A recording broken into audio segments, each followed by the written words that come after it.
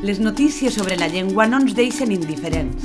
Ens trobem immersos en la pitjor ofensiva des de la dictadura contra el valencià.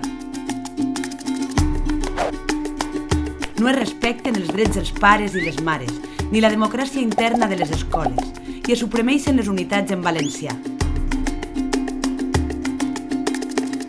Alhora, som l'única comunitat autònoma amb llengua pròpia sense mitjans de comunicació en la seva llengua. El govern s'obsessiona pel nom i la naturalesa de la llengua per obtindre vots, mentre no té cap preocupació per estendre el seu ús social. Per aquests fets, i 82 anys després de la signatura de les normes del 32, continuem reclamant viure la nostra vida quotidiana en valencià. Des de Castelló per la Llengua us convidem a no defallir en aquesta batalla per la igualtat de drets i a unir-vos a la manifestació del dia 13 de desembre per a cridar alt i clar que volem viure en valencià i que tenim tot el dret a fer-ho.